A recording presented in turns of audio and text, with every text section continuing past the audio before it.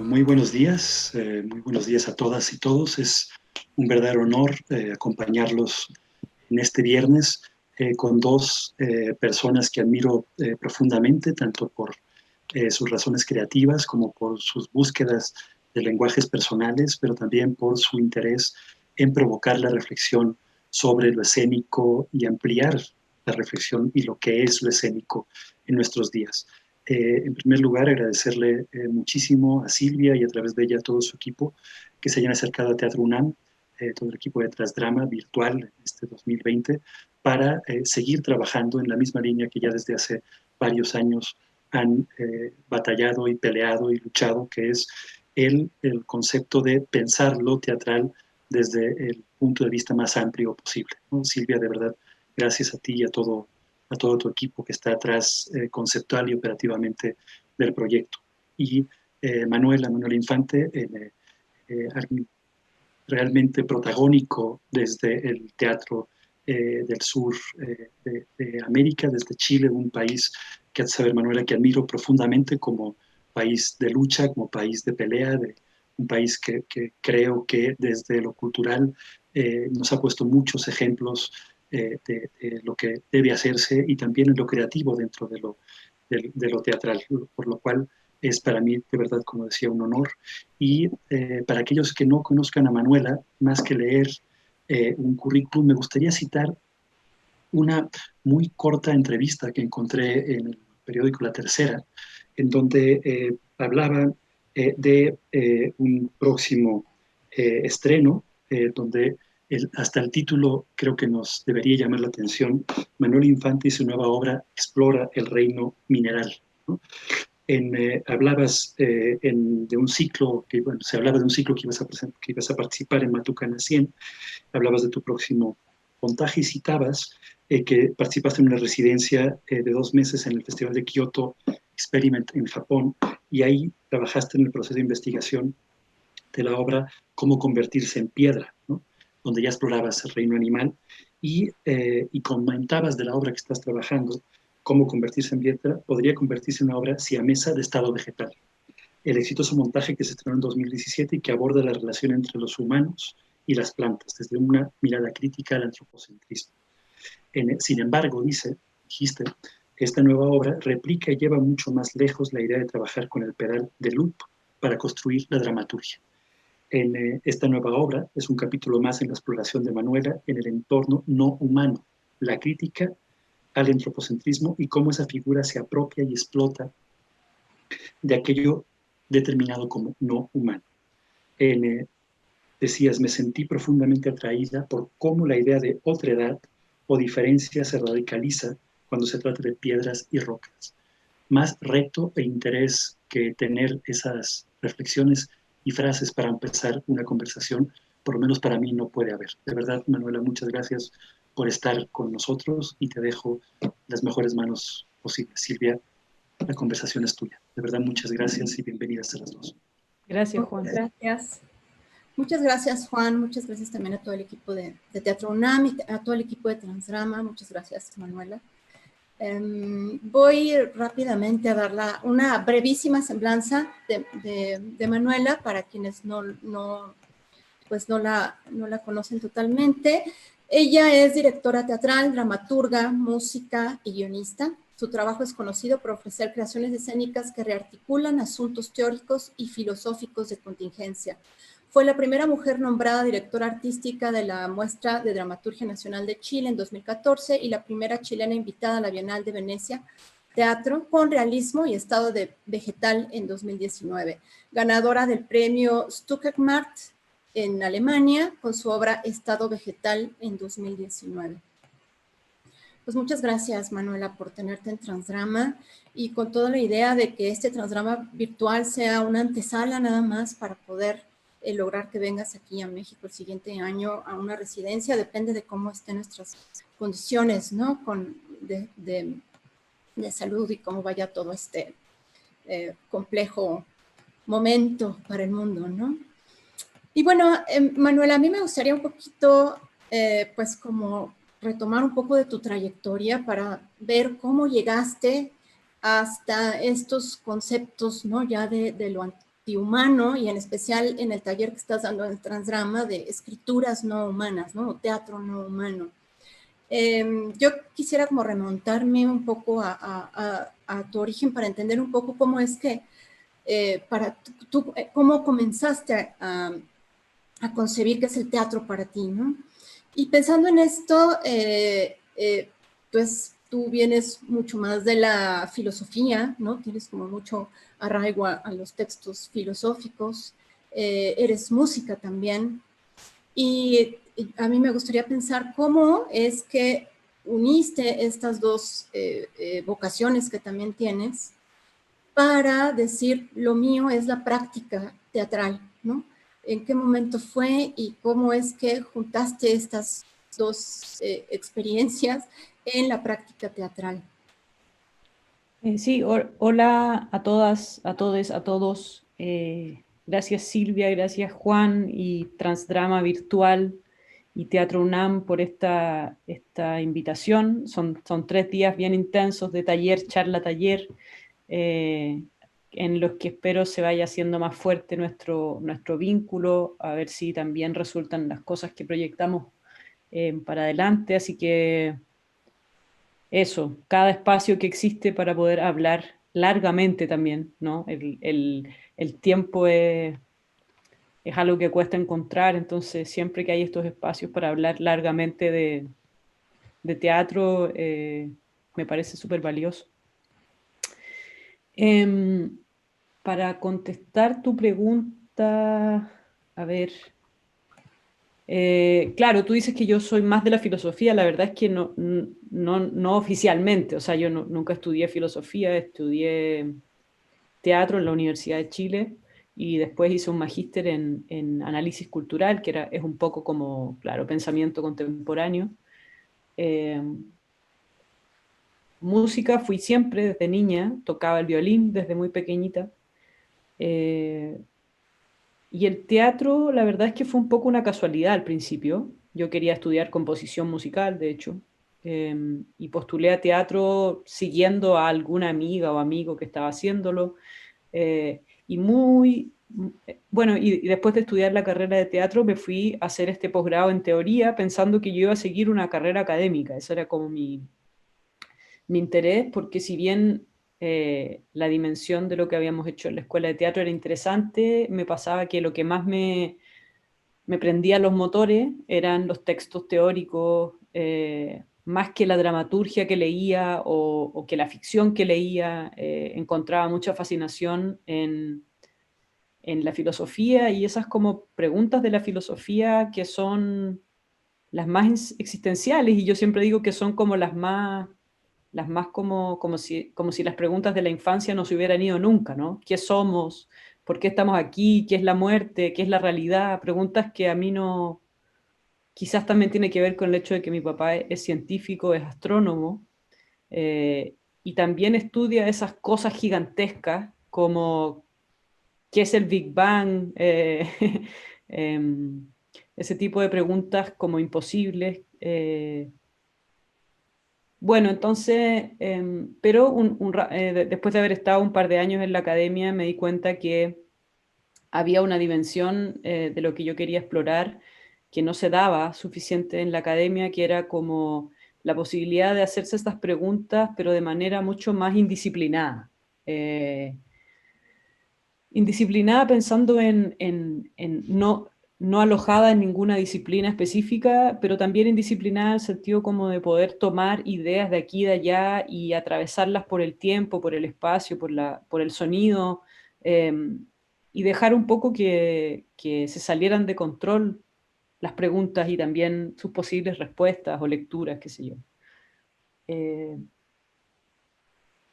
Pero eso es algo que entendí hace poco, que en el fondo volví al teatro y después me di cuenta de lo que tú dices, ¿no? Que es que el teatro en el fondo se convirtió en un lugar donde yo podía hacer filosofía, que no es decir otra cosa que pensar sobre el mundo, de una manera más, yo digo musical, o me gusta también decir encantada, como encantada en el sentido de hechizada, un pensamiento que está hechizado por el rito de lo teatral, pero también encantado en el sentido de un pensar cantado, donde el sonido, la melodía importa tanto como lo que se dice.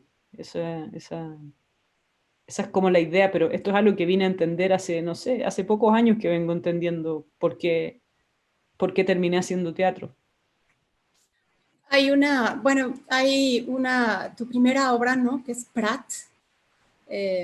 A mí me parece que ahí es como que se siembra un poco Manuel Infante y su compañía, ¿no? Que es Teatro de Chile.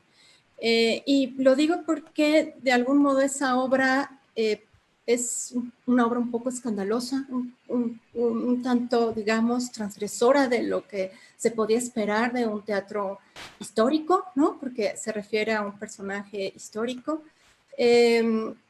Una obra que como da vuelta o desacraliza imágenes o personajes sacralizados, ¿no?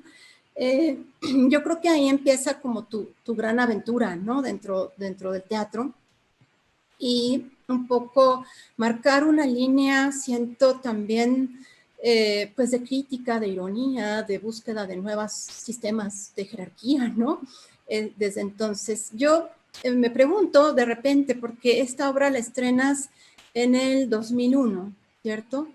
Un poco aquí, por ejemplo, en México, todavía en esos años, en los 2000, teníamos la idea de el director, el gran jerarca, ¿no? Que tenía como todo el control de una puesta en escena y un poco el texto, la dramaturgia hecha en escritorio y estos procesos de ensayo, ¿no? Pensar en un teatro hecho en colectivo se empezaba a gestar apenas y se fue dando mucho después, ¿no? Unos años después. No sé cómo era en ese entonces en Chile, ¿no? Para ti formar esta compañía y empezar a hacer eso que tú dices, ¿no? Como indisciplinada, para crear como una caja de laboratorio con un equipo que además nombras como irónicamente Teatro de Chile, ¿no?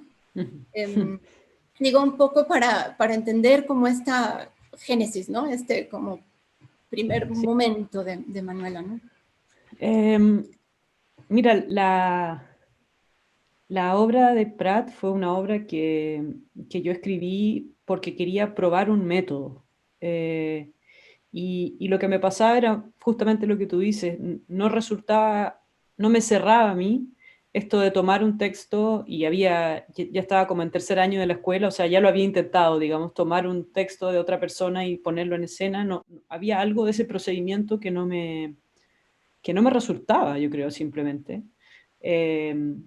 Y quise probar, me acuerdo que en ese momento estábamos estudiando Chekhov y como que vi en la dramaturgia de Chekhov, si bien es así, es una dramaturgia que está escrita para ser representada, vi que había muchos espacios entre los textos que se podían llenar de escena, básicamente.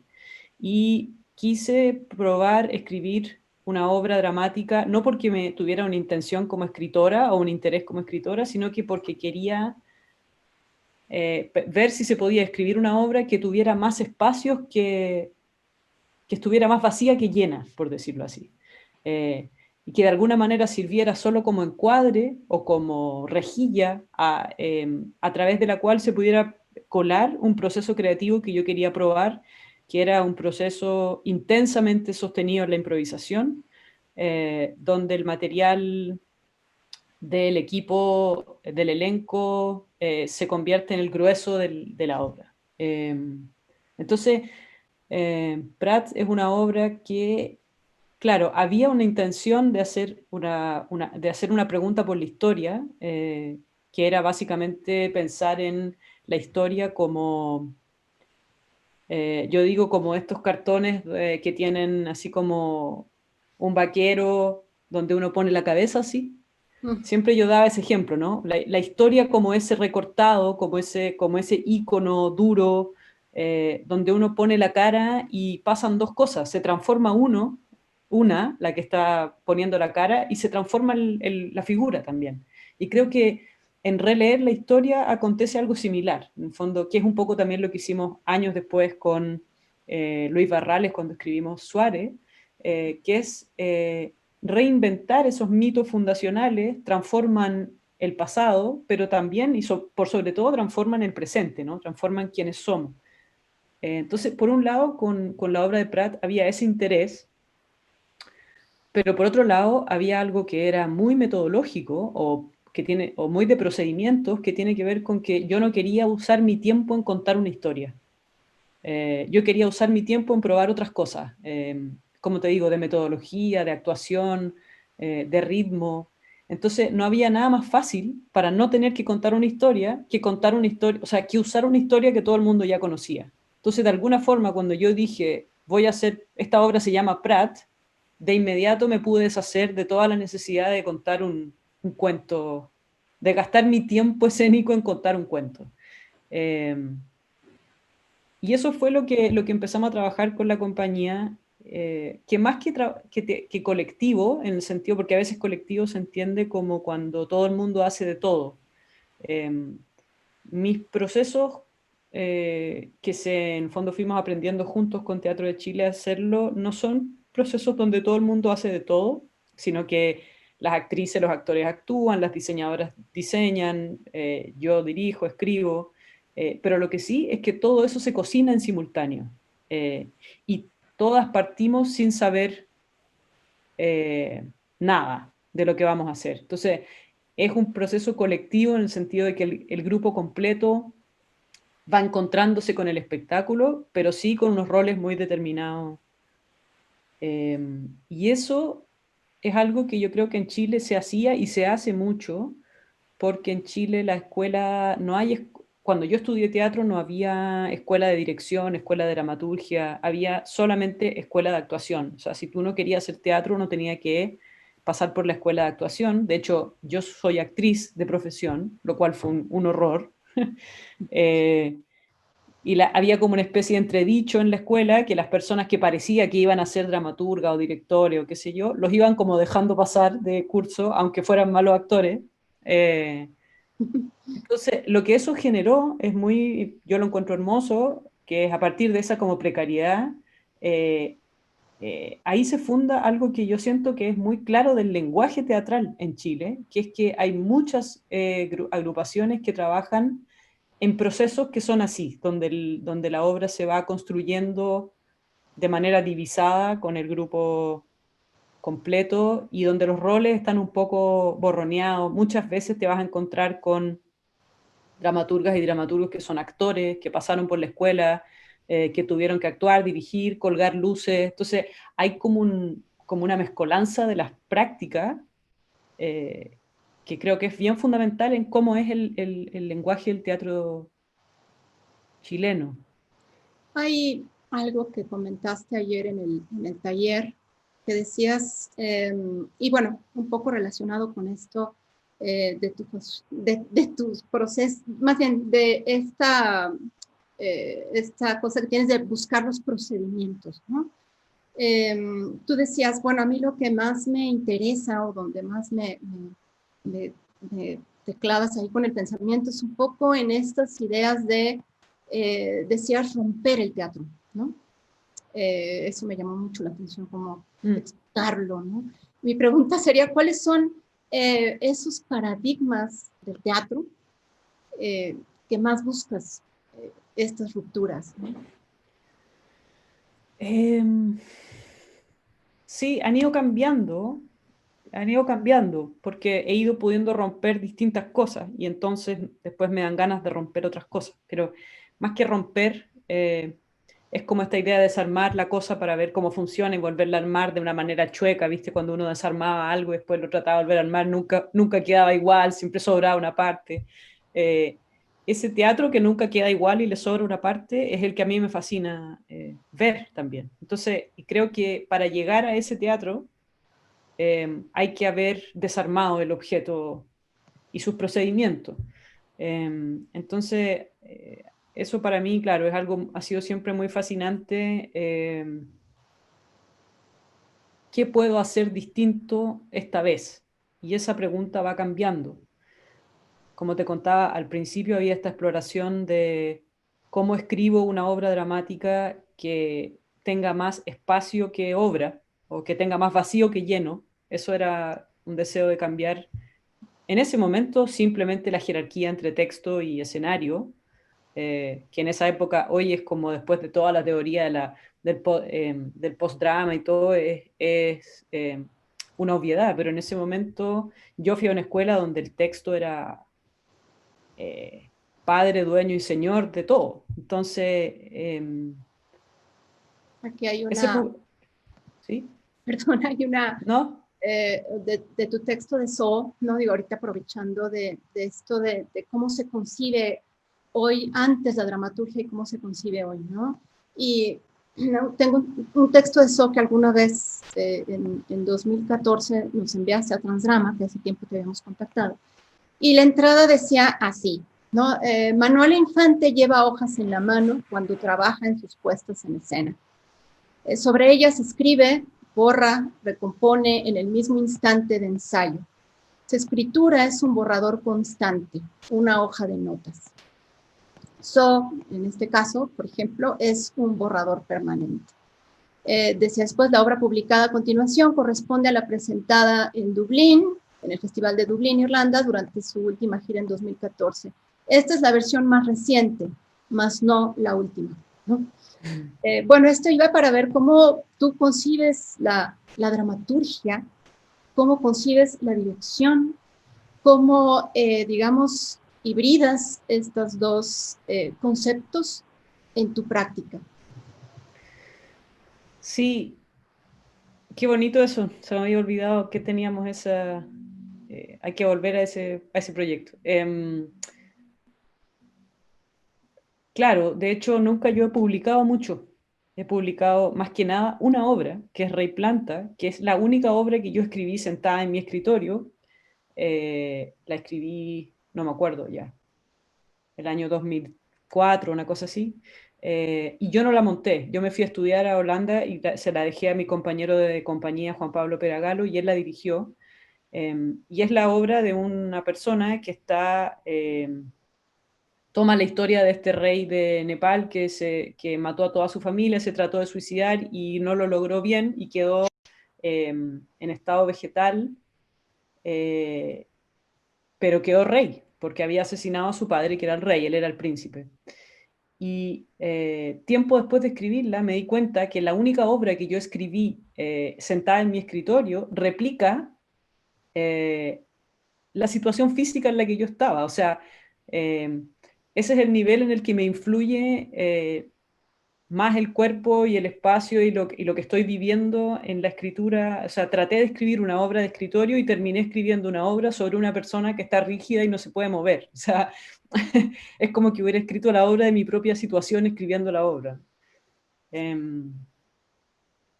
Pero, ¿por qué estaba contando? Ah, bueno, entonces la Sobre dramaturgia, sí, la dramaturgia es parte de un proceso entero para mí.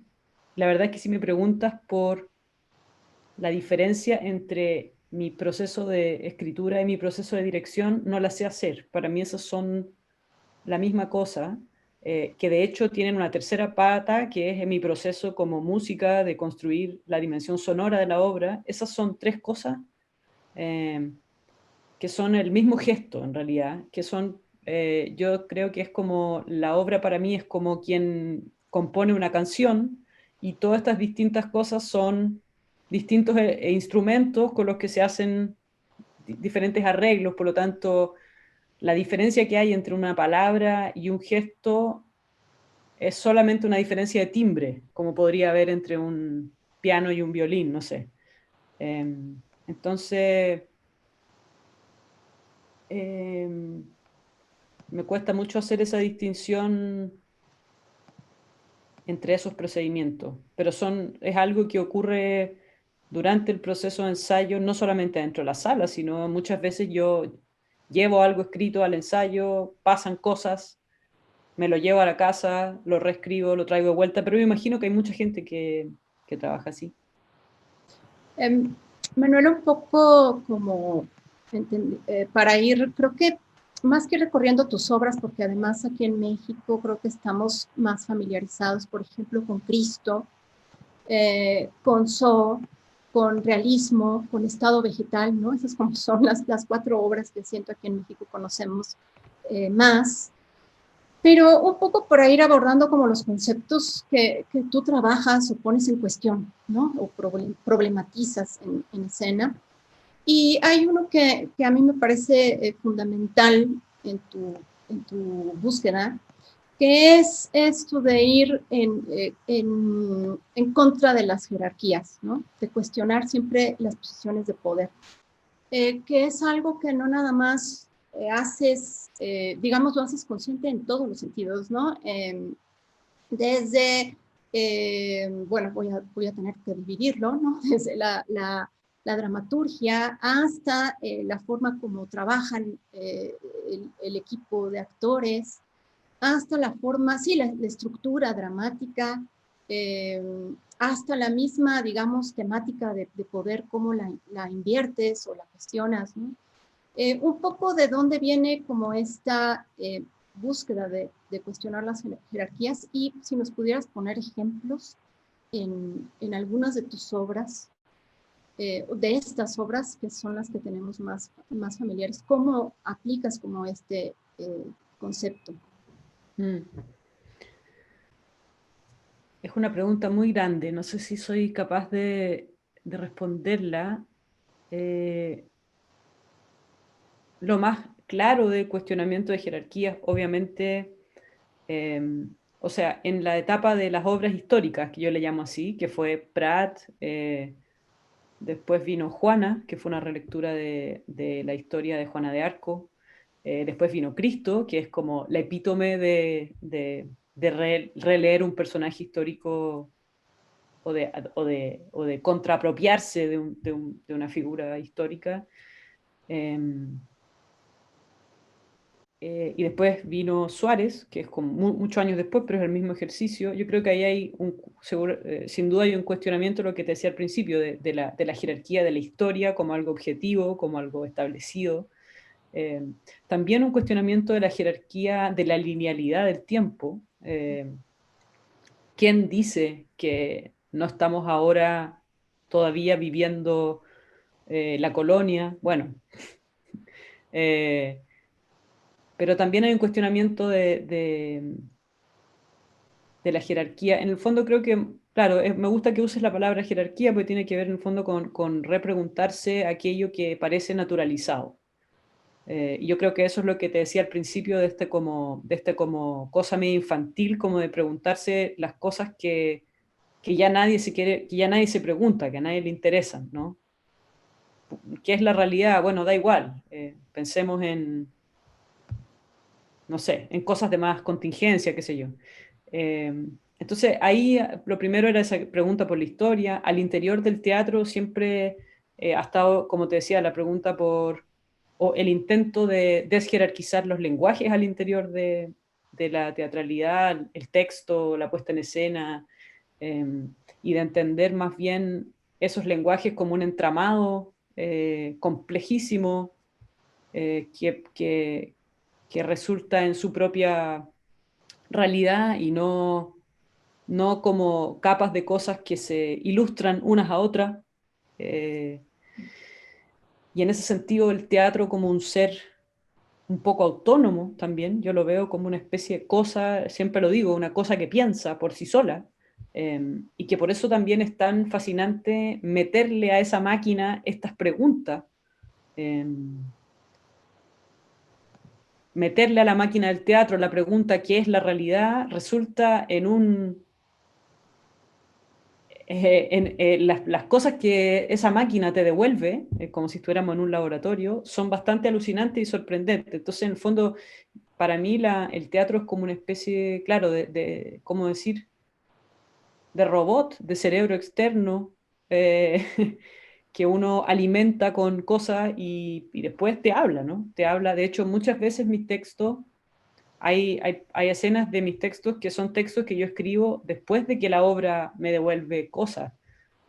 Por ejemplo, en Estado Vegetal, el monólogo largo del bombero, que es como el monólogo más poético, si se quiere, es una escena que yo escribí después de varias muestras de trabajo en proceso. Es como que yo hubiera escrito lo que la obra me enseñó a mí sobre la pregunta que yo le hice de la relación entre los seres humanos y las plantas. Y eso es algo que me pasa harto.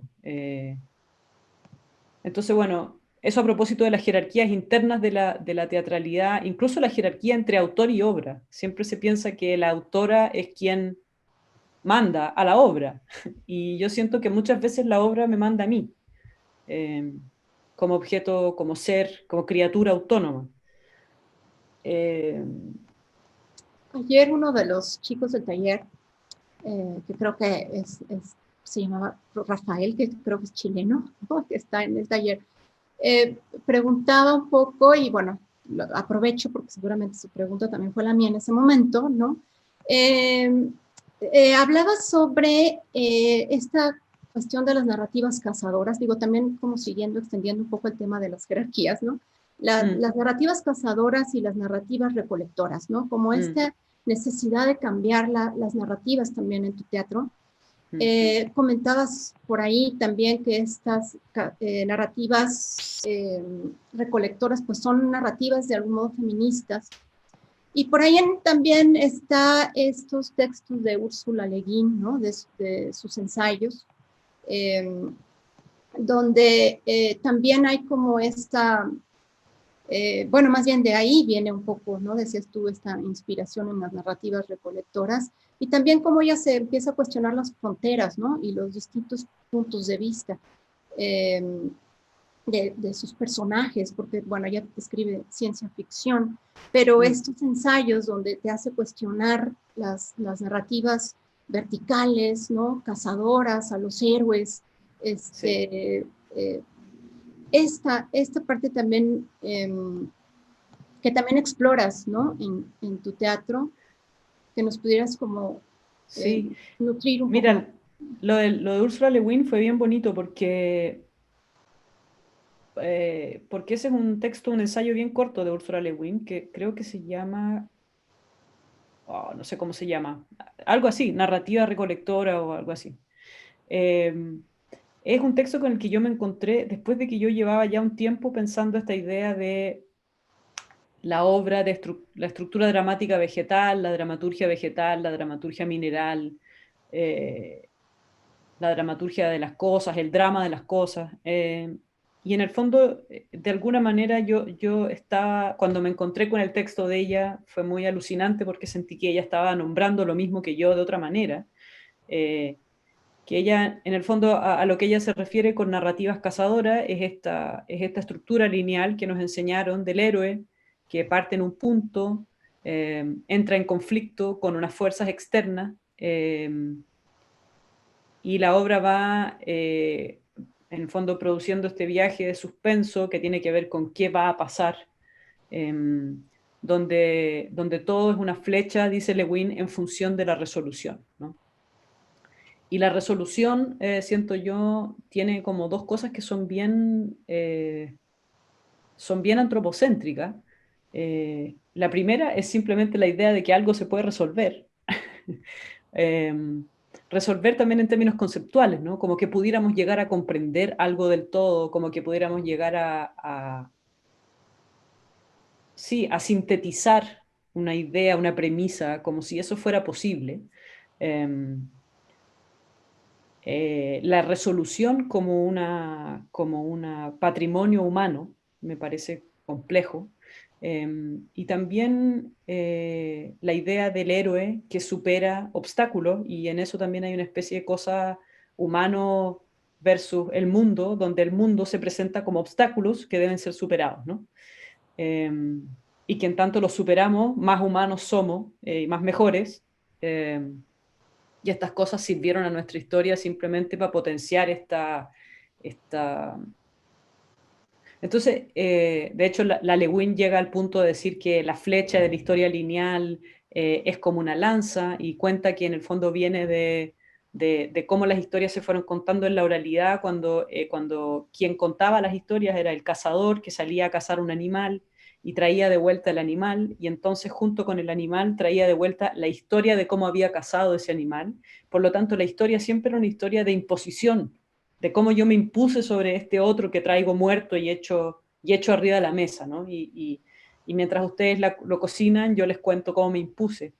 Eh, y ella entonces plantea esta idea de las narrativas recolectoras, que serían en las culturas que ella estaba mirando, las narrativas de las mujeres, que donde la estructura dramática, más que ser una flecha, es una bolsa, dice ella, una bolsa que colecciona cosas de manera desjerarquizada, es decir, donde hay un montón de elementos que fui a recoger eh, y los veo como colección, pero no les exijo a esas cosas organizarse en función de una resolución y tampoco esa colección habla de mí imponiéndome sobre un otro, ¿no?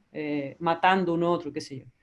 Eh, y obviamente me resonó mucho esta idea de las narrativas recolectoras con la idea de la narrativa, por ejemplo, vegetal o mineral, donde en el caso de la narrativa vegetal, de estado vegetal, toda mi intención también era romper la jerarquía de la estructura dramática, lineal y resolutiva, y también la jerarquía de la unidad, la idea de que toda obra tiene un centro.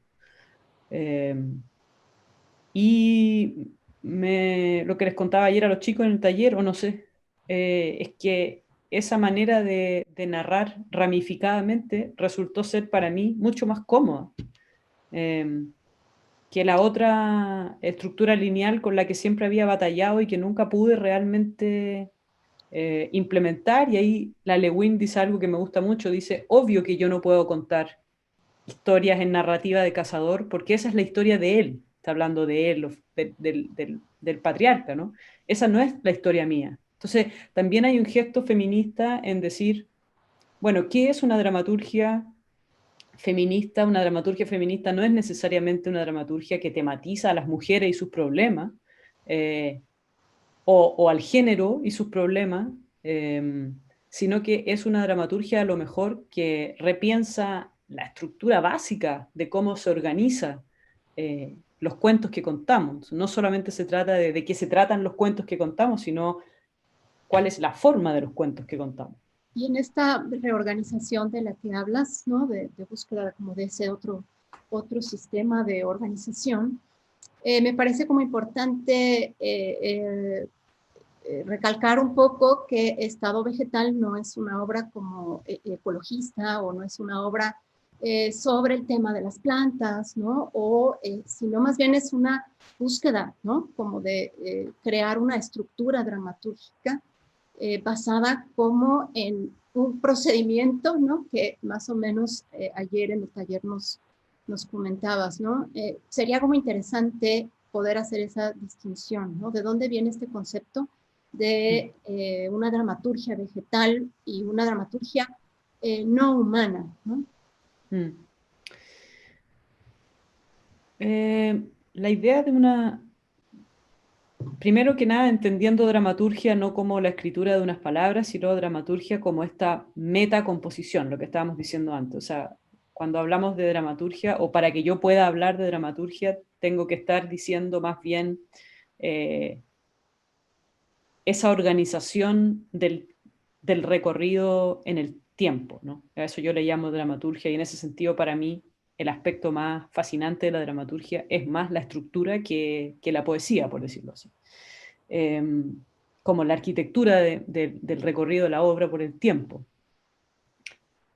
Y la idea de las dramaturgias no humanas, bueno, surge de leer, de estar leyendo. De hecho, creo que apareció cuando estaba haciendo So, eh, la idea de estas corrientes de pensamiento que querían empezar a cuestionar la supremacía humana o la centralidad del ser humano en los, en los relatos, en la teoría, en la sociología. Le contaba a los estudiantes ayer que en el fondo es una respuesta a una cantidad de años importante en la academia donde donde pesó más la idea del constructivismo, de que el mundo es una construcción desde la mirada del ser humano, de que todo es una construcción. Siguiendo ese legado, todo llegó a ser una construcción discursiva incluso, una construcción en el lenguaje del ser humano, en el discurso. Y aparecen estas otras pensadoras y pensadores porque hay una fuerte cantidad de feministas del posthumanismo que vienen a proponer una especie de paño frío conceptual donde quieren recuperar la idea de que, porque en el fondo esa idea de la construcción de todo en el discurso humano degenera obviamente en esta especie de jerarquía humana eh, donde llegamos al punto de creer que somos nosotros los únicos que importamos en el proceso, por ejemplo, en el momento ecológico del planeta, nuestra sobrevivencia, y que somos los únicos que la podemos arreglar, el planeta, etc. Bueno, pero ese es otro tema. Entonces el pensamiento no humano o posthumanista trata de sacar del centro el ser humano y volver a plantear que existe un mundo allá afuera, que es un mundo incluso misterioso, que somos una pequeña cosa en el centro de un sistema complejo que no conocemos, que nunca vamos a conocer del todo. Y también critica, por supuesto, el concepto de humanidad, cómo llegó a existir humanidad, por ejemplo, humano como diferente de naturaleza, empieza a mirar cómo se produjeron esos binarios y qué permiten en el fondo, porque una vez que tú te separas de la naturaleza, obviamente entonces la puedes explotar, o sea, de alguna manera crear estos binarios es lo que permite la explotación, la apropiación, en ese sentido son binarios muy funcionales al modelo extractivista, racista, colonial. Entonces, no son solamente conceptos, estos son conceptos que establecen prácticas, ¿no? Prácticas de explotación, de apropiación. Entonces me pareció que leyendo a estas autoras y estos autores, me pasó que dije, ¿cómo no voy a querer? O sea, sentí que no podía no pensar el teatro a través de esta mirada. Obviamente lo primero que me encontré es que el teatro es un lugar absolutamente antropocéntrico, que se trata de los seres humanos, de las historias de los seres humanos. Entonces, de nuevo, me encontré con una herramienta maravillosa para desarmar el auto, que es la herramienta del posthumanismo y decir, bueno, ¿qué pasa si empezamos a aplicar estas ideas al teatro? ¿Cómo se va a desarmar el auto? Y entonces, ¿cómo lo volvemos a rearmar? Que quede un bicho raro, desconocido, que nunca habíamos visto antes. Ese es un poco el origen de ese proceso y todas estas obras, realismo, estado vegetal, cómo convertirse en piedra, también metamorfosis, la que estaba haciendo en Bélgica ahora, son distintos intentos de rearmar el auto que resultan en distintas figuras en el fondo.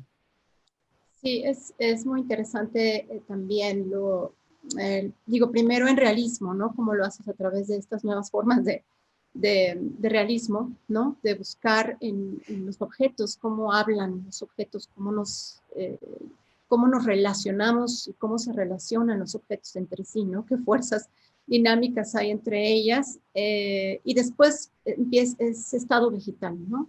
Pero hay como comentabas ayer, que me parece muy interesante, una diferencia entre la primera exploración, que es la de realismo, con este trabajo que haces a través de los objetos, y después estado vegetal, ¿no? Donde hay como un brinco a un entendimiento mayor de este juguete, ¿no? De este acto como de volver a componer, ¿no? El mundo ahí adentro.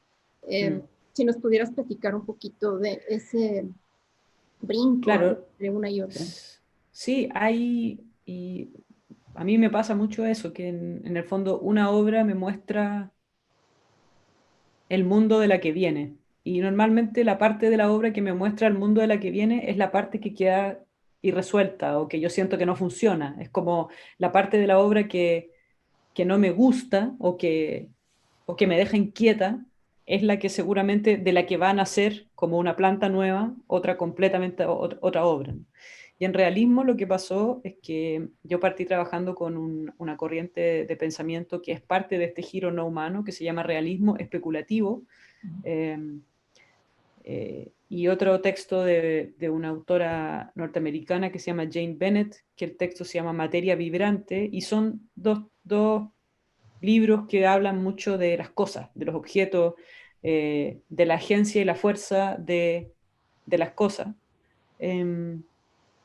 Entonces, realismo, la obra, es una obra que cuenta, bueno, mira, estamos tan acostumbrados a que las reseñas sean en historia lineal que al final yo he aprendido a contar mis propias obras, que no son así, como si fueran historias normales, pero mira, si fuera una historia normal sería esta. Es una familia, son 5 generaciones distintas de una familia que tienen distintas relaciones con los objetos. eh, Eso.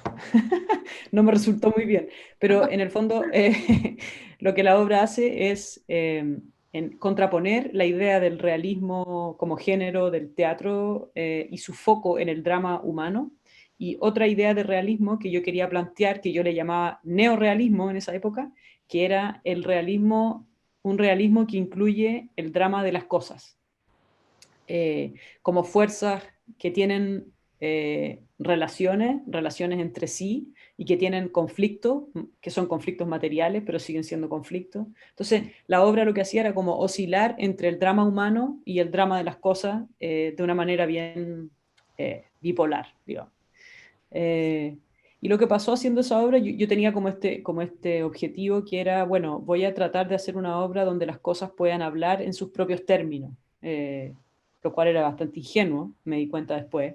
Pero en el fondo era el plan de que en ciertos momentos de la obra las cosas pasaban a primer plano y los seres humanos se convertían en la escenografía, por decirlo así, o en el fondo, y las cosas se convertían en figuras y tenían estos momentos de drama material, que le llamaba yo, que era como unas coreografías visuales, físicas, de cosas.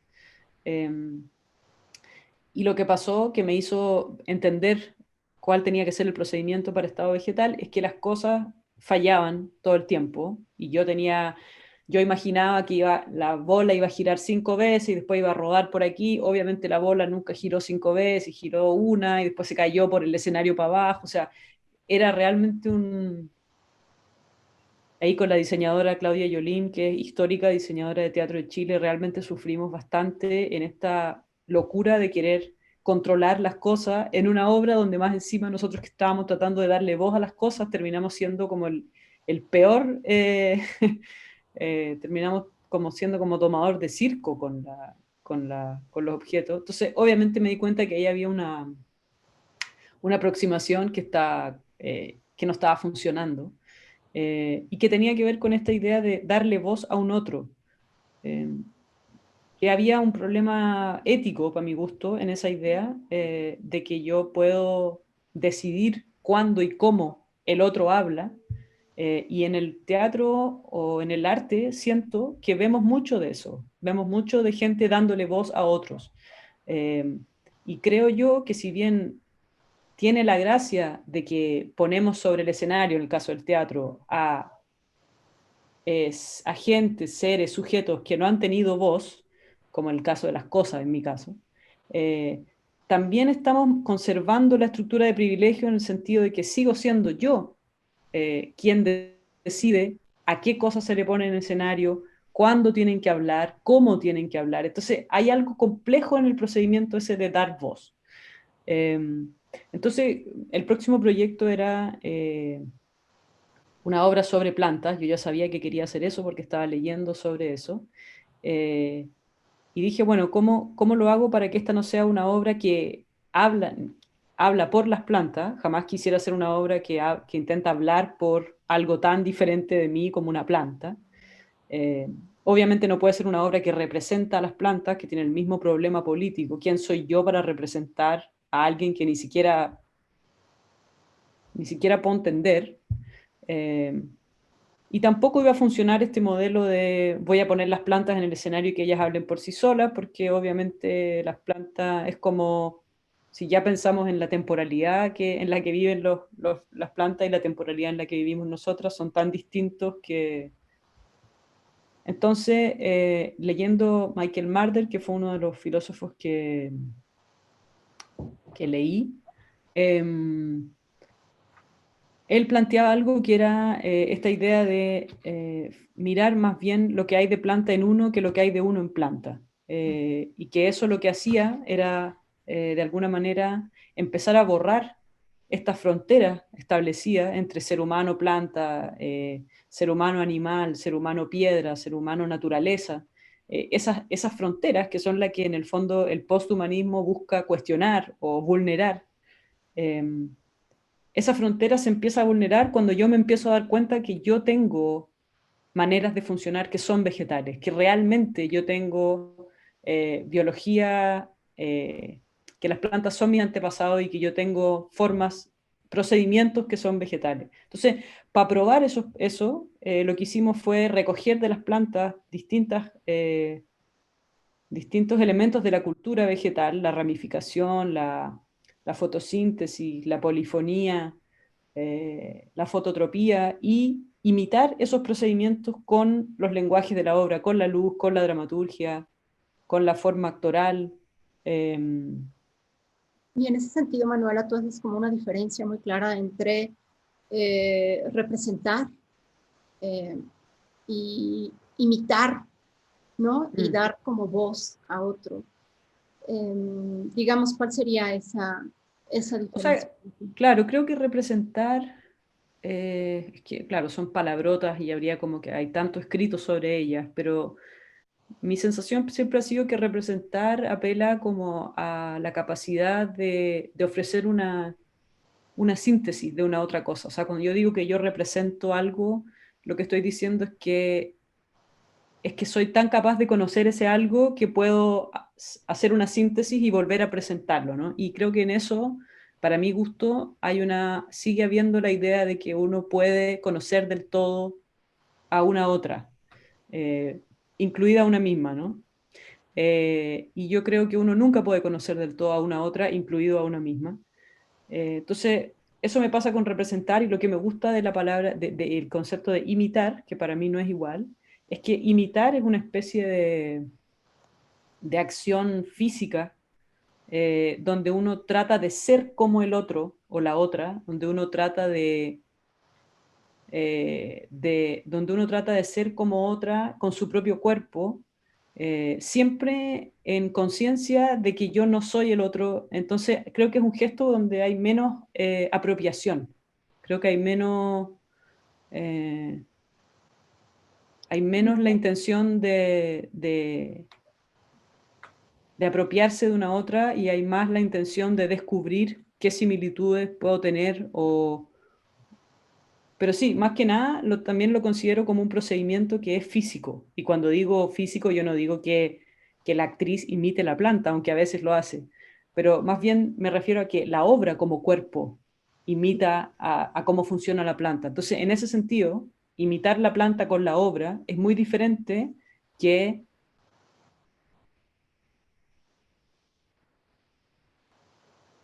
Y en esta también, digamos, procedimientos que trabajas o que has ido descubriendo para hacer toda esta composición, ¿no? Polifónica, digamos. Trabajas con esta idea o haces también una diferencia entre actor, actante, ¿no? Entre conflicto y acontecimiento, ¿no? Digamos también cómo la trabajaste, digamos eso, cómo generas esta como red de estructura dramática a partir de estos conceptos. Sí. De una concepción que él tiene de la lectura sociológica, que es la teoría del actor red, que en el fondo trata de pensar los acontecimientos del mundo como el resultado de una red de fuerzas humanas y no humanas que son autónomas y que tienen capacidad de agencia, y por eso él inventa la palabra actante para como quitarle la capacidad de acción, no quitarle, pero hacer que la capacidad de acción no sea patrimonio único del sujeto humano, ¿no? Para poder empezar a leer las cosas que pasan como también llenas de agencias no humanas. Y obviamente trasladar la idea del actante al teatro fue demasiado tentador, porque de nuevo es muy, cambia mucho los lentes con los que uno mira lo que está haciendo cuando uno empieza a pensar así. Y en ese sentido, Manuel, hablando de esta como forma de concebir, ¿no? Pues también al actante en escena, a mí me gustaría un poco entrar en ese campo de cómo trabajas con los actores, cómo trabajas con el equipo creativo, cómo, ¿no? De qué asideros pueden tener cuando están en un plano de la imitación, de estar además cambiando de voz de algún modo, ¿no? Constantemente, cambiando de pensamientos constantemente, de direcciones. ¿Cómo es que trabajan ustedes? Eh, mi sensación es que como mi fascinación son los procedimientos, he hecho procedimiento todo el rato, pero es como una palabra que inventé ahora para el taller, no sé si es la palabra correcta, pero por ahora sirve para decir como Como los inventar reglas de mecanismos, juego, ¿no? Como inventar eso, reglas de juego. Ajá. sí. De hecho, creo que hay una sola cosa que se ha mantenido a lo largo de mi trabajo creativo con Teatro de Chile, después sola, que es que lo primero son los procedimientos. Eh, siempre los procedimientos vienen antes que los personajes, que las historias, que las relaciones, que los textos. De alguna manera, los procedimientos es como la música generativa, que en el fondo el concepto de lo generativo es que uno produce una maquinita lo que uno crea es la maquinita o la operación que después va a producir la música, pero la música es el resultado de la máquina per se. Es como, por ejemplo, el caso de la lupera, que es el pedal de loop con el que he estado trabajando en estado vegetal y ahora en cómo convertirse en piedra. Eh, es un elemento que puse ahí porque tenía que hacer una obra sobre plantas y descubrimos que, leyendo sobre ciencia, descubrimos que las plantas no son individuos, sino que son multitudes. Se dice que una planta no es una planta, sino que se comporta como una multitud. Eh, como un enjambre también, que en el fondo es un montón de singularidades que de alguna extraña manera se ponen de acuerdo para comportarse, para tomar decisiones en conjunto. Y entonces yo había decidido hacer esta obra con Marcela Salinas, que era una sola actriz, y bueno, apareció el precioso problema de cómo hago una multitud con una sola actriz.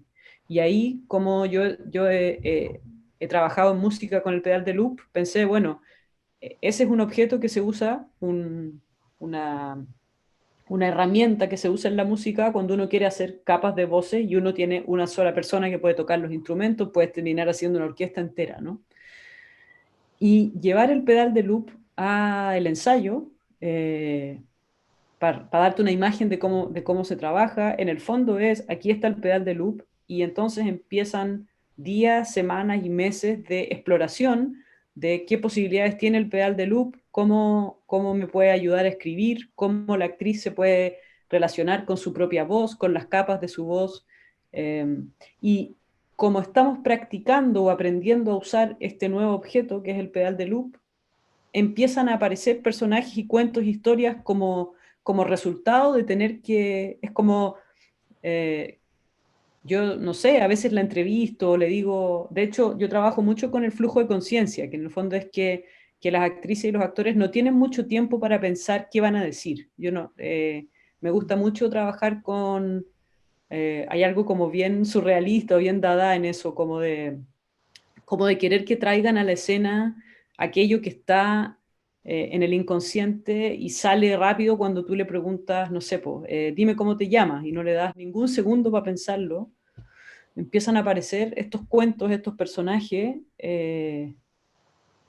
pero el foco está puesto en practicar a usar la lupera o en practicar a cómo se cuenta una historia ramificadamente. Entonces, nadie está poniendo atención a los contenidos más que yo, que estoy tomando nota y después voy a convertir eso en textos, escenas, pedazos de historia, qué sé yo. Pero en el fondo, lo primero siempre es estas pequeñas como innovaciones de procedimientos que se practican. Ah, qué interesante. Y después, digamos, ya, digo, es como algo, una pregunta un tanto personal, ¿no? ¿Sí? Digo, porque vienen después las funciones, las repeticiones, ¿no?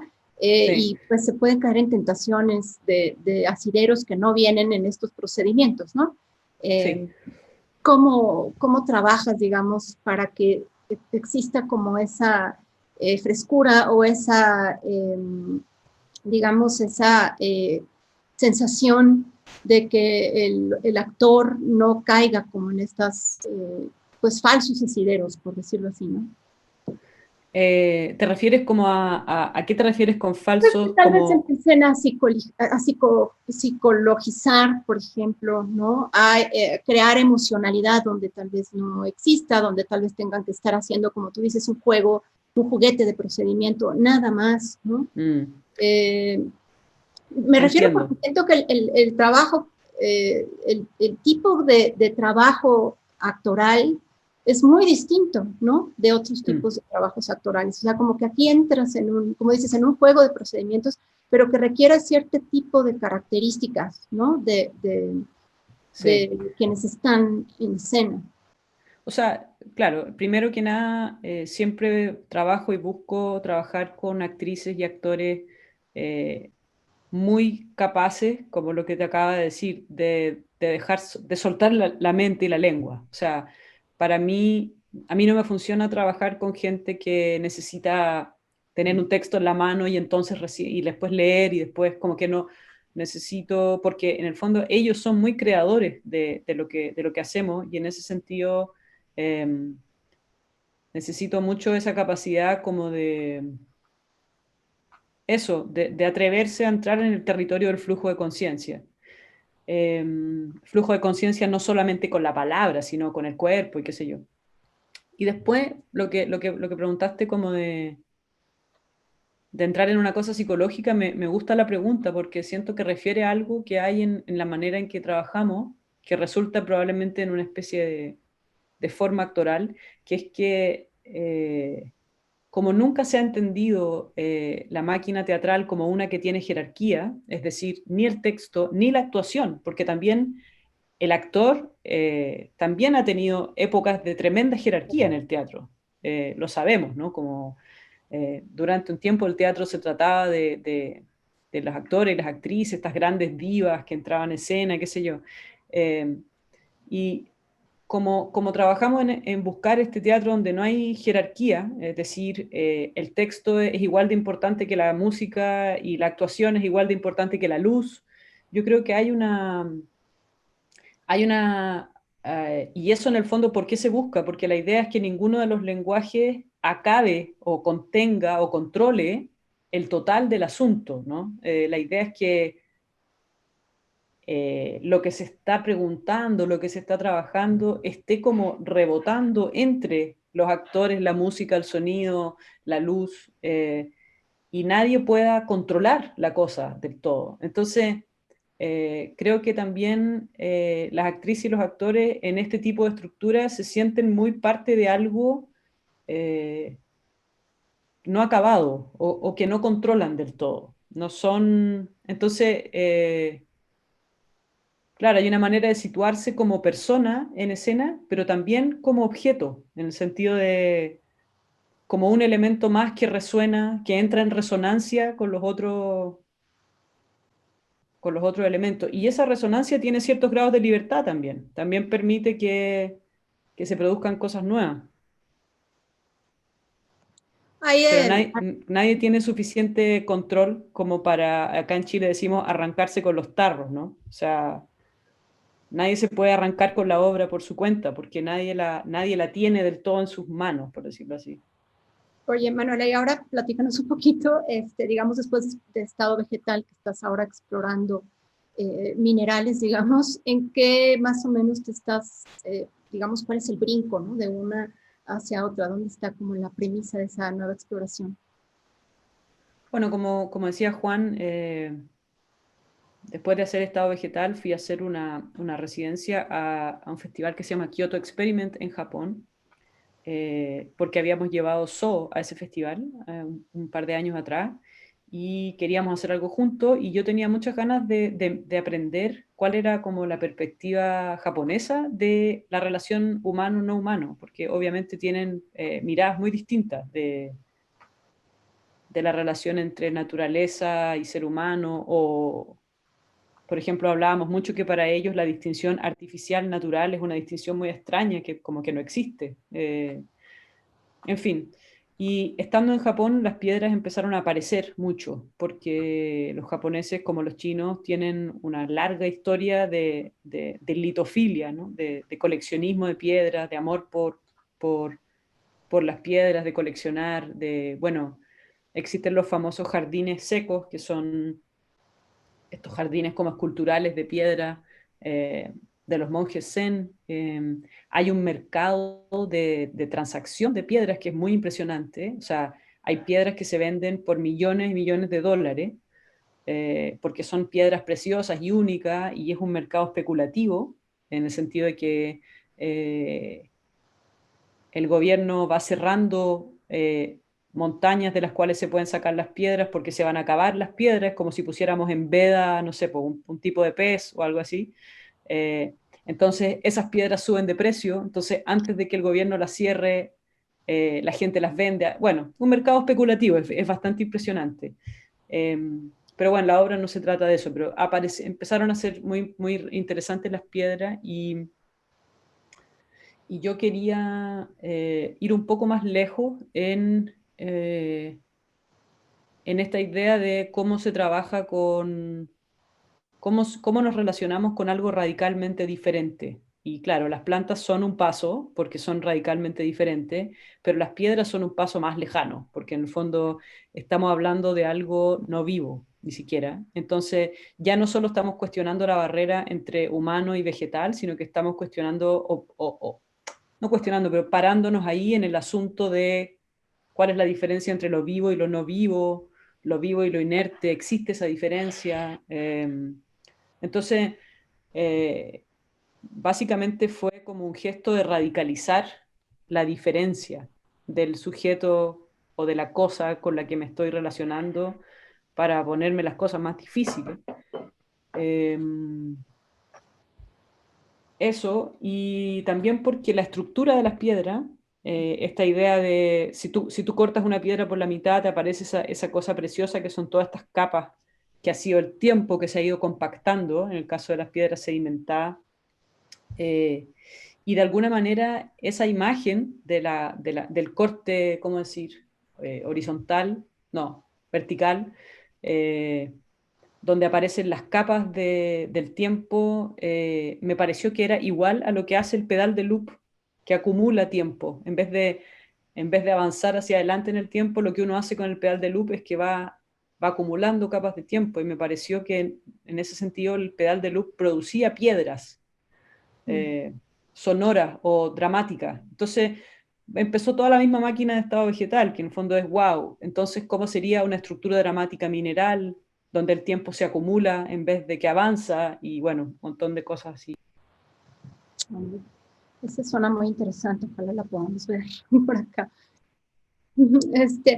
Manuela, digamos para un poco ir cerrando y empezar a abrir las preguntas, hay algo que a mí también me llama la atención mucho, que es que toda tu obra, a pesar de que suena tan conceptual, tan abstracta, ¿no? Tan compleja, hay como dos elementos que a mí me gustan mucho que te aterrizan, ¿no? Estas premisas. Una es la ironía, ¿no? Que siento que al menos las obras que conozco tuyas siempre está ese elemento de ironía, ¿no? De desacralizar cuando algo se está volviendo solemne, ¿no? De pronto entra un discurso de ironía que además es muy, pues es agresivo, ¿no? En el buen sentido de la palabra, confronta, incomoda, confronta, pero al mismo tiempo resulta entrañable, ¿no? Ese por una parte, y por otra parte es que a pesar de todo este discurso, al menos siempre hay, ya sea algún momento, vestigio de algún personaje, como dices, imitado tal vez, ¿no? No tanto encarnado, ¿no? Con una emocionalidad o arco dramático, pero sí hay instantes de pequeños fragmentos de relato, tal vez descompuestos, ¿no? Que uno puede ir atrapando y que de algún modo te dan como espectador un momento ¿cómo decirlo? Te ayudan como a aterrizar todos estos conceptos. Entonces está como por una parte la ironía y por otro lado estos, digamos, guiños de relato. Que bueno, no sé si quieres comentar algo al respecto, si están pensados o surgen espontáneamente, si son parte también del procedimiento. O sea, primero que, claro, pensé, porque es algo que me dicen mucho cuando hablamos de las obras, esto que tú acabas de decir, y me encanta que siempre se vuelve a recordar, que es que si bien todo esto suena muy complejo, las obras en realidad son bastante bobas, incluso a veces, como digo, como bien bufonescas, y hay harto humor. Como de clown, de repente hay momentos, ¿no? Sí, absolutamente. Creo que tiene que ver con la manera de creación, con estas largas sesiones de improvisación. Yo uso mucho el humor como norte, o sea, lo uso de timón, es decir, cuando en un ensayo yo me estoy riendo, casi siempre sé que ese es el camino que tengo que seguir. Y creo que tiene que ver con que el humor es un indicador de nerviosismo. O sea, cuando uno se ríe es porque algo se está rompiendo, o algo está cambiando, o algo no calza con lo que yo, estos quiebres de lo que tú hablas, que lo llamas ironía, que en el fondo pareciera ser que esta es una escena que tengo que tomarme en serio y de repente, ah, no, la cosa se quiebra y uno se ríe. Esa risa es una risa que da cuenta de eso, de un cambio de paradigma, de algo que de algo que me desplazaron de lugar. Eh, entonces, yo uso mucho el humor como indicador, por eso no sé si como timón o como norte, en los ensayos. Voy muy guiada por el humor, porque el humor me va indicando dónde se están quebrando cosas. Entonces las obras resultan, eso, muy cargadas de ironía y de humor. Eh, y lo que dices de la relación como de estas como apariciones de relatos más, como se podría decir, como más, o personajes más, como más tradicionales, supongo, como, bueno, aquí hay un cuento de una persona con un personaje encarnado como tal. Creo también que si no existiera eso, no podría existir otra cosa. Entonces, de alguna manera es una necesidad que haya estas, como dices tú, como descansos, estas como islas, que sí son del teatro tal como es y lo conocemos y lo hemos visto y lo aprendimos a hacer. eh, pero claro, después viene un terremoto y se hace una grieta en medio de esa isla y aparece otra cosa, pero no podría aparecer otra cosa si no hubiera en contraste eh, estos como puntos de apoyo de lo conocido. O sea, es imposible que se despliegue lo desconocido si no está lo conocido para primero, es como si fuera una luna, ¿no? Para que haya algo desconocido, para que aparezca, tiene que desaparecer lo que antes era conocido, y eso es un ciclo, como el ciclo lunar, supongo, de cara y contra cara. Y bueno, antes de pasar a las preguntas, por aquí tenemos algunas que han llegado. Yo así como algo personal, no sé si quienes nos estén viendo, sé que por ejemplo en el taller que estás dando hay algunos dramaturgos que también son guionistas, ¿no? Yo en lo personal también soy guionista un poco por necesidad económica, ¿no? Porque bueno, ahí hay una industria, ¿no? Pero bueno, también es fascinante, ¿no?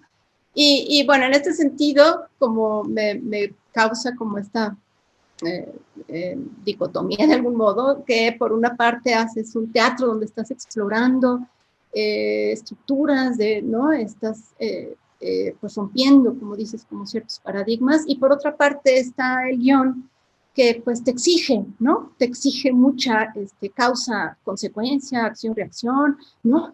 Como una lógica muy lineal. ¿Cómo puedes, digamos, lidiar con eso? O si en el guión también has intentado experimentar. Y bueno, y últimamente me asomé a ver tu serie ahí, Pirata, porque nunca pude saber dónde la podía ver, ¿no? Finalmente la encontré, vi ya los primeros capítulos y está realmente muy bien escrita, ¿no? Es un thriller político, además con una mirada de fuera, ¿no? Distinta, porque es un thriller político sobre pues el golpe de Estado, ¿no? Pero la mirada cambia porque finalmente viene desde un protagonista finlandés, por decirlo así, que llega a hacer negocios y lo agarra ahí el desastre, ¿no? Pero bueno, un poco que nos platicaras sobre esto, cómo puedes negociar, ¿no? Con ambas,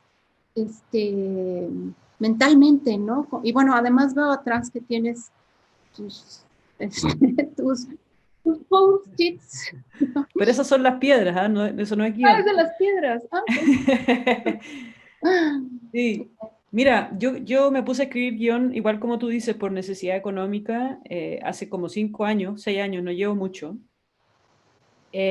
No lo junto para nada. Para mí, como decimos, bueno, no sé si en mi familia por lo menos se dice que las vacas tienen un estómago para la comida y otro para el postre. Yo tengo dos cerebros completamente diferentes para el teatro y para el guión. Por lo que tú dices, para mí son como disciplinas completamente diferentes en el sentido de que, bueno, primero que nada, que el guión eh, tiene que ver con imaginar y proyectar algo que después otras personas van a hacer y no existe mucho la posibilidad de eh, establecer todo este juego de procedimientos que te vaya devolviendo material, porque en el fondo eres tú sentada con tu imaginación y tu computador. Eh, y es algo que se me hace difícil hacer. Lo que sí me he dado cuenta, que es muy interesante, es que desde que escribo guión, mi teatro se ha vuelto todavía más experimental y desestructurado, como que en el fondo eh, el guión tomó todo lo que quedaba, toda la parte que quedaba de capacidad de organizar una historia que funcione, qué sé yo, y el teatro se convirtió en este territorio mucho más eh, sonoro, abstracto, sí, donde busco explorar otras cosas. Eh, pero la verdad es que la escritura de guión es una batalla para mí, no es fácil. Y también tiene esta cosa que tiene la serie, que tú dices, bueno, hablas de Héroes Invisibles, que es esta serie, pero todas las que somos guionistas sabemos que uno escribe una cosa y de ahí a lo que la gente ve, o sea, hay un nivel de descontrol y pasan 25 millones de manos y cortes y correcciones y cambios. Entonces tampoco me siento muy autora de las cosas que escribo en guión porque, bueno, de mis manos hasta el final eh, pierdo completamente el control. eh, pero sí, no me resulta tan fácil, pero también me interesa harto y también no he podido hacer como exploraciones en guión porque lo que yo quisiera hacer, que en el fondo es tratar de aplicar el procedimiento de la improvisación y de la escritura a partir de la improvisación al método de guión, es algo que no he podido lograr que nadie me compre porque obviamente es carísimo. Eh, entonces, pero sí, es un lenguaje nuevo que estoy aprendiendo, no creo que esté en condiciones todavía de desarmar ese autito. Más bien estoy recién aprendiendo a ver cómo funciona y cómo se hace. Bueno, voy a pasar a preguntas que hacen por aquí. Pregunta Tania Massa, maestra Manuela Infante. ¿Cómo se construye una dramaturgia contemporánea latinoamericana en medio de toda esta fragmentación social y política que vivimos? Gracias y toda mi admiración. Chupalla. O sea, creo que la respuesta a esa pregunta esa es la pregunta que respondemos con nuestra obra cada vez que hacemos teatro. Yo creo que la respuesta es distinta para todas. Por ejemplo, en el trabajo mío de cómo convertirse en piedra pasó algo bien interesante, que es que la primera parte del trabajo, como te contaba, toda esta parte de Japón y las piedras, y el trabajo con la lupera, partió y se detuvo, y en el tiempo que se detuvo vino el estallido social en Chile, y las piedras pasaron a ser una parte súper importante del imaginario de la protesta en la calle. De hecho, habían unas escenas que de repente uno se encontraba donde había un grupo de personas rompiendo el cemento para sacar piedras para tirar a los pacos, y había una cadena de personas pasándose piedra, eh, o gente, porque la piedra es el arma de la calle contra la policía, ¿no? Ese es el arma que uno tiene. Entonces, eh, obviamente, la obra se llenó de esas ideas y de ese imaginario sin tratar directamente ese tema. Eh, También la piedra como algo que puede romper algo. También en el título, cómo convertirse en piedra, hay un poco esa idea. ¿Cómo me puedo convertir en algo? De hecho, en la reseña de la obra hay una frase que dice, ¿qué podemos aprender de las piedras sobre la resistencia? ¿No? O sea, las piedras tienen algo que enseñarnos sobre cómo se resiste, cómo se rompe, cómo se adquiere peso suficiente para romper una cosa, una estructura, un vidrio, qué sé yo.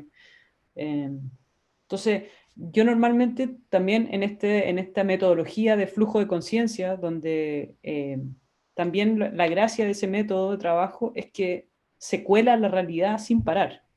Entonces, todos nuestros dolores, incluso anticipaciones, o sea, nosotros cuando vino el estallido social volvíamos a mirar las improvisaciones y el nivel de resonancia que había con lo que iba a pasar después, aunque esto hubiera sido antes, todo el tema de los ojos, había una obsesión en las improvisaciones con los ojos, que después fue un tremendo tema acá con todas las mutilaciones oculares que hubieron durante la revuelta. Entonces, mi manera de hacerlo es con un método que es tan poroso a la realidad, que la realidad se le está metiendo por todos lados vía los cuerpos y las emociones y las mentes de las actrices y los actores. Bruno Zamudio dice, a ver si son como tres preguntas al mismo tiempo. A ver, Bruno Zamudio dice, al día de hoy hay colectividades que nos han hecho ver que algunas personas no merecen o merecemos contar ciertas historias. Esto por el problema que significa el apropiarnos de historias que a nuestro ser social y político no competen o porque no compartimos la experiencia de vida.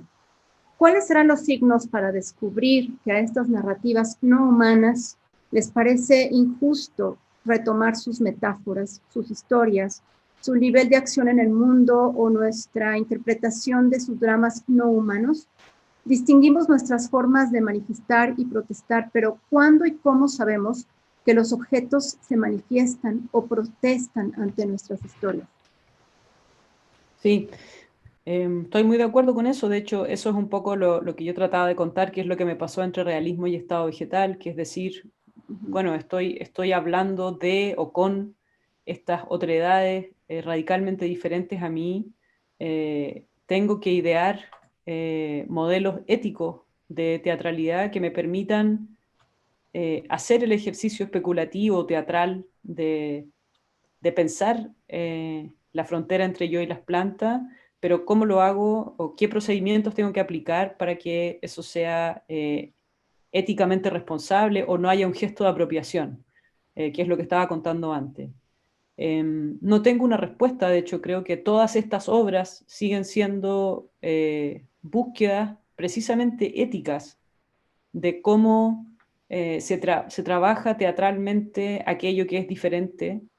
Eh, y para mí esas respuestas no son respuestas morales, esto se puede, esto no se puede para siempre, sino que son respuestas situadas, son respuestas que tienen que ver con quién soy yo, en qué momento lo estoy haciendo, en qué contexto, en qué entramado de poder, qué privilegios tengo o no tengo. Entonces, creo que la respuesta de qué podemos hablar o no y de qué formas podemos hablar de qué y de qué no, son respuestas que son tremendamente singulares, que tienen que ver con...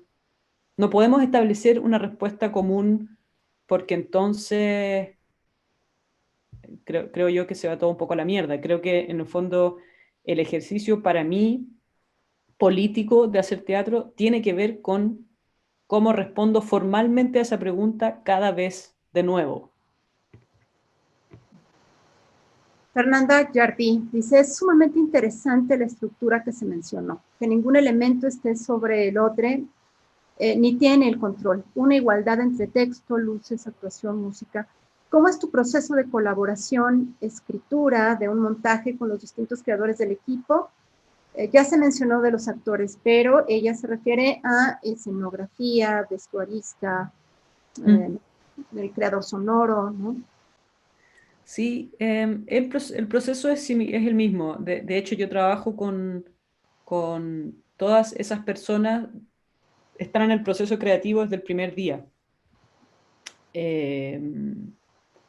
A diferencia de muchos procesos donde la gente un poco monta la obra y después entra la diseñadora a mirar lo que hay y a proponer a un contenedor, por ejemplo, de eso. Y para mí el diseño es una fuerza, es un personaje que tiene una evolución y esa evolución tiene que estar, es una trama. Si hablamos en términos de guión, la escenografía es una trama, tiene un arco dramático, parte aquí, termina acá, se ve modificada por cómo los personajes la tocan. Entonces, Tiene una dramaturgia, ¿no? ¿Mm? Tiene una dramaturgia, pues tiene Por una supuesto. Entonces, en el fondo, todas las personas, la que está haciendo música, la que está haciendo diseño, luces, vestuario, están en el proceso desde el primer momento porque estamos construyendo ese arco con todas esas tramas diferentes al mismo tiempo. Y hay como elementos también muy de imagen, ¿no? De plástica que de algún modo logras y que tal vez no son tan ilustrativas, ¿no? Por ejemplo, en estado vegetal, ¿no? El momento donde está el bombero y al mismo tiempo están varios micros que de algún modo están ramificados, ¿no? O sea, como ramas, como troncos y al mismo tiempo son voces porque son micrófonos, ¿no? Son, y entonces es una imagen que dices, bueno, ¿cómo se llegó como a ese momento, ¿no? Esa imagen que es tan contundente. Y me imagino que, bueno, eso se va construyendo, lo vas construyendo, ¿no? Junto con el equipo creativo. Claro, o sea, esas son cosas que uno ve en los ensayos. O sea, esas imágenes y a veces se alojan en una parte de la cabeza todavía no consciente y de repente un día en la tarde esa imagen pasa al frente y entonces uno dice, bueno, ¿cómo exploto esta imagen? ¿No? Entonces en vez de ser un atril que yo vi en el ensayo y dije, wow, eso parece un árbol, bueno, convirtámoslo en un bosque quemado. Entonces, en el fondo, yo siento que la máquina creativa va haciendo estas asociaciones entre las partes de la obra. Esa es la belleza de dejar que la cosa se vaya haciendo, que hay un rol que juega el tiempo también, en cómo los elementos van resonando entre sí, entonces se van dando potencia y significado. Y eso es algo que pasa no solo en el espacio de afuera, sino que pasa adentro también. Pasa adentro que las cosas empiezan a resonar entre sí. Y esto, digo, finalmente el trabajo de ensayos pues es fundamental, ¿no?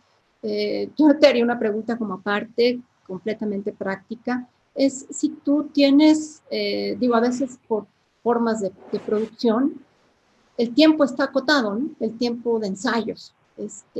Si tú, digamos, ahí tienes como eh, ¿cuánto tiempo te tomas, por ejemplo, de ensayar para llegar, por ejemplo, a estado vegetal, ¿no? Porque, bueno, me imagino que hay estudio antes, previo tuyo, ¿no?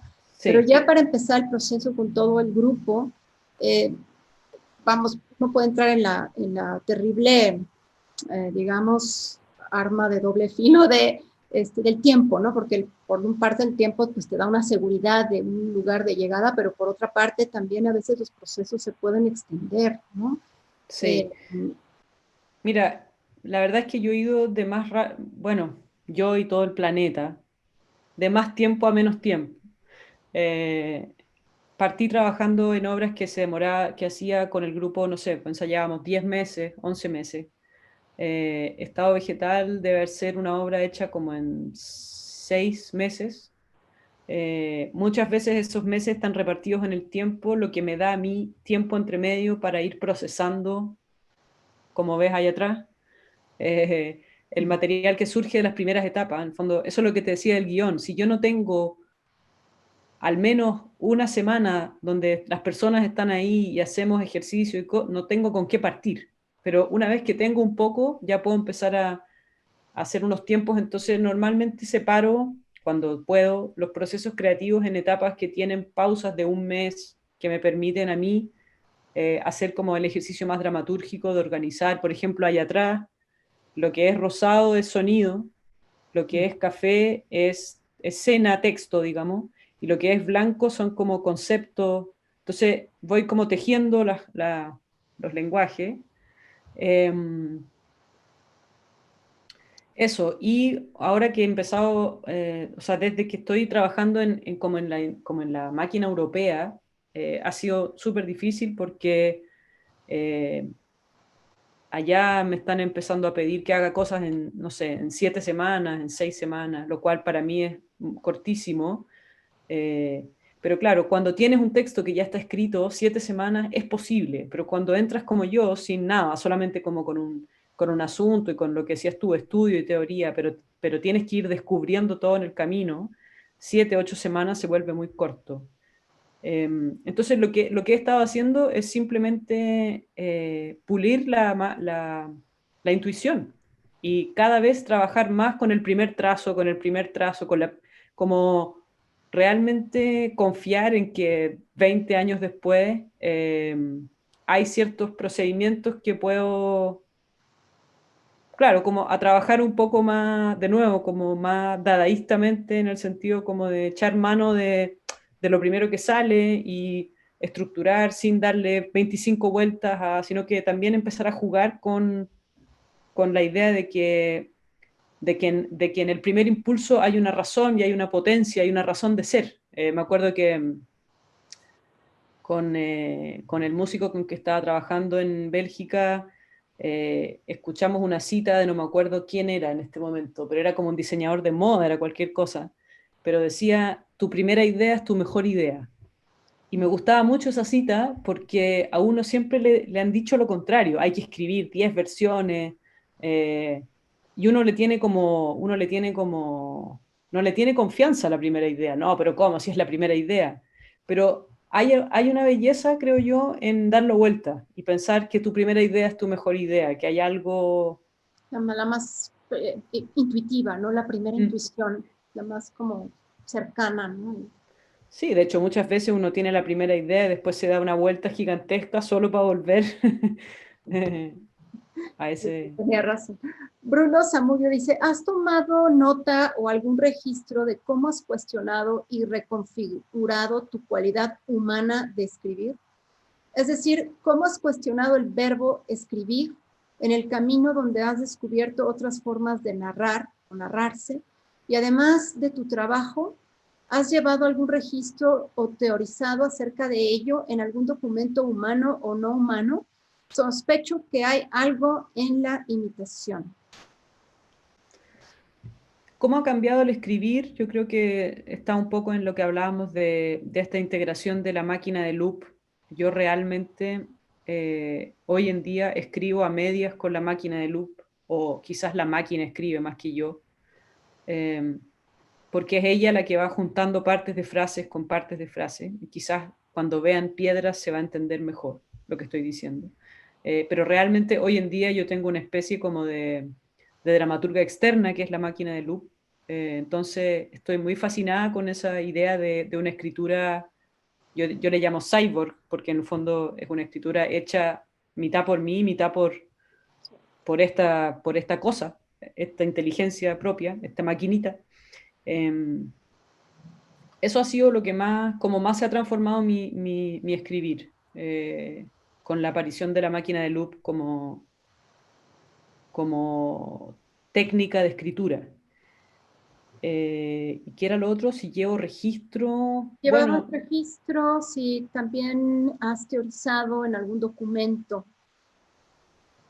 no, solamente tengo una clase magistral que he dado algunas veces, que está, creo, en línea en el Festival de Santiago Amil, creo que hay una grabada, que tiene un poco todas estas ideas del giro no humano y el teatro no antropocéntrico que hemos estado hablando hoy día.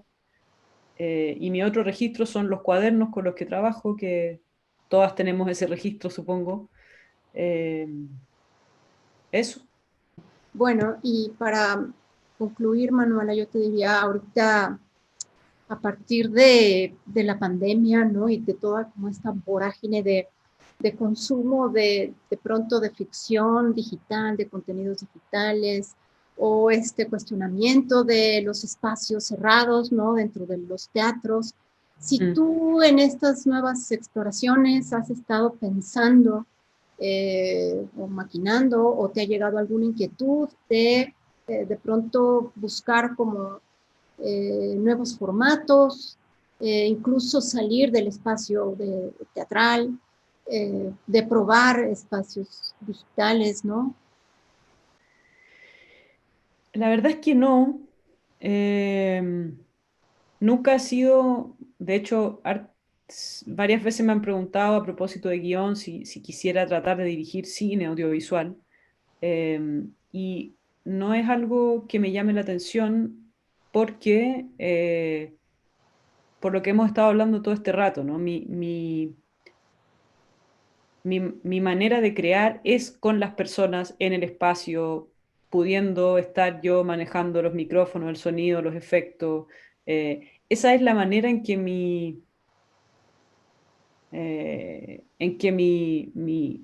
me funciona no sé, el cerebro. O sea, no, entonces es muy difícil para mí, por eso se me hace tan difícil el guión y no, nunca he sentido como el llamado a probar los formatos audiovisuales. Por eso me fue tan difícil ahora cuando pasó todo a digital, o a esta idea del teatro por Zoom o qué sé yo. eh, Me pasó que no es suficiente para mí trasladar los contenidos de mi obra a otro medio sin preguntarme eh, qué hace ese medio, y sin pasar por al menos un tiempo de exploración y de trabajo para entender cómo el medio es una fuerza, igual que en el teatro, lo que estábamos hablando, el tiempo, el espacio, los cuerpos, esos son instrumentos con los que yo escribo la canción. Entonces, si voy a hacer la canción por Zoom, eh, la pantalla, el sonido, el cuadradito, la temporalidad, el botón de pausa, que es lo que hablábamos antes de que llegara la gente, ¿no? Esta idea de que en el teatro para mí, una de las cosas más específicas del medio, más que la presencia, que el actor, que todas esas cosas, que lo vivo, es que la gente está cautiva. La gente en la sala de teatro no se puede ir. Eh, y uno aprende a pensar en función de eso, ¿no? Hay cosas que se pueden hacer y que no se pueden hacer, dado las especificidades del medio. Eh, y yo trabajo muy fascinada por el hecho de que las personas no se pueden ir y que entonces puedo partir, de hecho, muchas de mis obras parten con escenas que son absurdas o horribles o raras. Si uno piensa en estado vegetal, parece un stand-up comedy los primeros 10 minutos. Y eso solo lo puedo hacer porque sé que la gente no se puede ir. Y entonces puedo ir desarmando eso después, desarticulando lo que decías tú, generando estos rompimientos, estas ironías. Pero eso solo es posible eh, porque sé que no pueden apretar stop al minuto en que no les parezca interesante o estéticamente estimulante. Entonces, hay algo de eso para mí que no se traslada al espacio del teatro por Zoom, eh, y que lo hace no necesariamente atractivo. Ahora, entiendo también que hay mucha gente que se tuvo que poner a hacer cosas digitales porque ese era el único medio accesible. Yo he tenido la suerte de poder por un lado, escribir guión para vivir y por otro lado, hacer teatro todavía presencial. Entonces no he tenido la necesidad desesperada de cambiarme de medio, pero no es algo que me interese mucho, la verdad. Manuela, pues yo creo que llegamos al fin de nuestra charla. Te agradecemos mucho desde Teatro UNAM, Cátedra Bergman también, porque ya también salió con nosotros con Transdrama para pues poder el próximo año tenerte con nosotros en una residencia de creación, ¿no? Que eso es tener la experiencia de trabajar contigo. Pues te agradecemos mucho. A nombre de Transdrama, de Teatro UNAM, de Cátedra Bergman y del FONCA también, ¿no? Que también nos ayudó en esta emisión de Transdrama virtual. Pues los esperamos también a que vean las actividades de Transdrama en nuestra página web www.transdrama.org. Pues muchas gracias, Manuela. Gracias a ti, Silvia, a todas las instituciones. Ha sido un gusto.